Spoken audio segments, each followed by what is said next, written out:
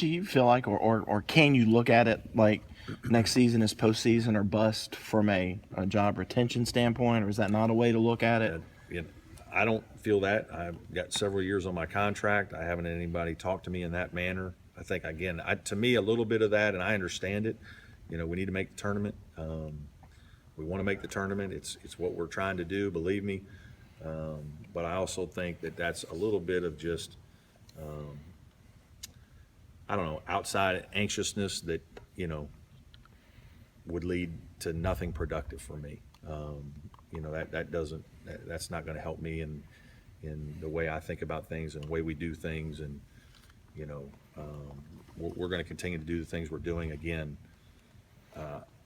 am I disappointed in what we've been able to do the last couple of years? I certainly am. But I think we're right there. If you look at it, you know, obviously, folks, I was given an extension some years ago because a couple of extensions because things maybe weren't as good on the inside as everybody thought. And there's always people on the outside don't know all the things that have gone on. I've had two bosses give me extensions because of the things that we're doing, not only on the outside but on the inside of the program to make this place better. One of them is the building across the street. I'd like to think that I've had a big part in helping to make that a reality in many, many ways. So I think there are some things that have gone on where the program, and I said this many years ago, I said this, that we're doing a lot more things that people don't realize that don't result in wins and losses that are making this program better. And this program is 100% better than it was, you know, 3 or 4 years ago. And, you know, obviously we know, and, you know, the job is to get to the tournament and win games and compete at the highest level. You know, we've been pretty close. Like we were 6th with KJ's year in this league and right on the doorstep. Obviously we went to the Final Four of the NIT. You know, he decided to go pro, and that was challenging. I mean, we weren't in a position where we could withstand that. And so we took a dip the next year, and I think we finished 8th or 7th. I mean, if that's a dip in Clemson basketball, then guys, like it's not the worst thing in the world.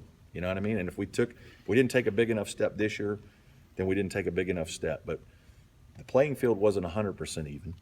We had some challenges this year, and none of us have made excuses for that. We just come to work and do our job. And, you know, this team beat 4 top 25 teams. We accomplished a lot. We won 10 ACC games, again, for maybe only the second time in school history. I don't even know all the stats. I'm not as good with that as, you know, some other folks. But I don't feel like we need to, like, apologize for what we're doing. We need to do better. I'm not saying that we're satisfied, but like we've responded and we've handled a little bit of adversity throughout the course of my career, and we've, you know, battled back even from the loss of KJ to get us right back on the doorstep again. I don't think many people thought that we would have a chance to make the tournament this year. If you just polled them at the beginning of the season who thought we were going to be an NCAA tournament team, media, fans, I don't think anybody would have said much.